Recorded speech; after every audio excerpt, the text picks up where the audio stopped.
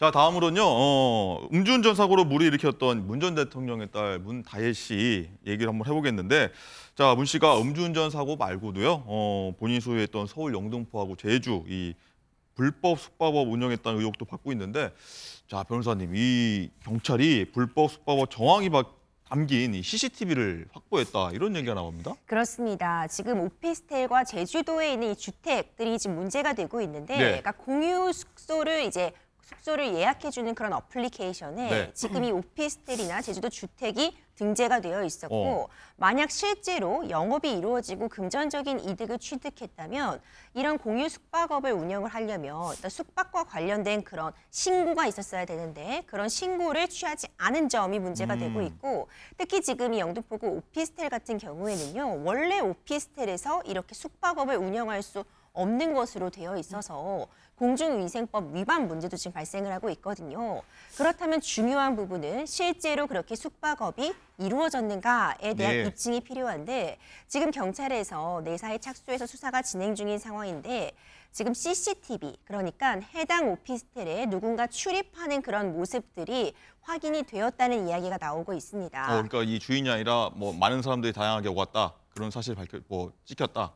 그렇죠. 그러니까 모든 기간, 그러니까 소유하고 있었던 전 기간의 CCTV를 확보하는 것은 사실 물리적으로 불가능하고, 그렇겠죠. 이미 삭제가 된 부분이 대부분이겠지만 한 15일가량의 CCTV를 확보한 것으로 지금 전해지고 있는데요. 그 가운데 그 숙소에 출입하는 그런 인물들이 확인이 되고 있어서 이와 관련해서 실제로 숙박업을 운영한 것이 아니냐에 지금 좀 힘이 실리고 있는 상황이고요. 뿐만 아니라 이번 사태가 이제 문제가 되자 지금 문다혜 씨의 지인으로 알려진 사람이 그 안에 좀 물건들을 정리하는 모습, 이런 네. 부분들도 좀 확인이 되고 있어서 앞으로 수사가 좀 더 진행될 것으로 보입니다. 네. 이 만약에 불법으로 실제 영업 행위를 했다라는 게 사실로 드러난다고 하면은 처벌은 어느 정도까지 됩니까? 그렇죠. 숙박업을 운영하려고 한다면 결국 국가로부터 최소한의 통제는 받아야 되는데, 예. 만약 어떤 안전사고, 화재의 위험이라던가 그 안에서 어떤 문제가 발생했을 때 적절한 보상이나 이런 체계가 마련될 필요가 있어서 적어도 신고를 해야 된다, 이런 조항을 두고 있는 것이거든요.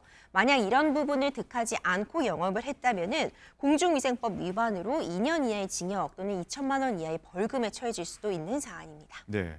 자, 그리고 경찰이 처음에 불거졌던 얘기입니다. 음주운전 사고에 대해서도 막바지 조사하고 있는데, 자, 얼마 전에는요, 이 피해 택시 기사가 치료했던 한의원을 압수수색을 경찰이 하기도 했는데 진단서를 확보하지 못했다, 이런 보도가 나오고 있거든요. 이 진단서를 확보하지 못했다는 거는 어떻게 저희가 해석을 해야 됩니까? 그렇죠. 지금 진단서가 사실 처벌 수위를 정하는 데 있어서 굉장히 중요한 역할을 할 수 있습니다. 지금 음주운전을 하였고 0.14라는 혈중 알코올 농도까지는 확인이 되어 있어서 도로교통법상의 음주운전 혐의는 이미 충분히 입증이 되었습니다. 예. 다만 이때 교통사고를 냈을 때 피해자가 상해의 결과를 입었다면은 이 경우에는 위험운전치상, 그러니까 음주 상태로 정상적인 운전이 곤란한 상태에서 사람을 다치게 한 경우에 해당하면 이때는 형량이 또 대폭 높아질 수 있거든요. 그렇기 때문에 이제 이 부분을 염두에 두고 이 피해자가 실제로 어느 정도 상처를 입었는지, 상해의 결과가 입증이 되었는지 이 부분을 좀 확인하기 위해서 수사기관에서 이제 피해자가 2회 정도 치료를 받은 것으로 알려진 한의원을 압수수색하였습니다. 그런데 이제 별도로 어떤 상해 진단서 같은 것을 작성하지 않은 것으로 전해지고 있고, 그렇기 때문에 어떤 유의미한 상해의 결과를 입증할 만한 자료는 확보하지 못했다, 이런 이야기가 지금 전해지고 있는 상황입니다. 네. 어쨌든 상해 여부를 입증하지 못했다고 하면은 문다혜 씨는 혐의는 앞으로 어떤 것들이 적용 가능한 겁니까?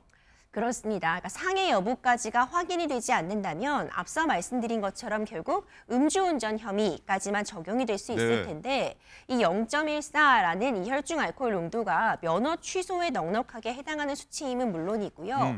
이에 따라서 이제 1년 이상, 2년 이하의 징역, 500만 원 이상, 1000만 원 이하의 벌금에 처해질 수 있는데, 일단 초범이라는 점, 피해자와 또 합의를 했다는 사정, 이런 부분들이 감안이 되어서 양형은 정해질 수 있습니다. 알겠습니다.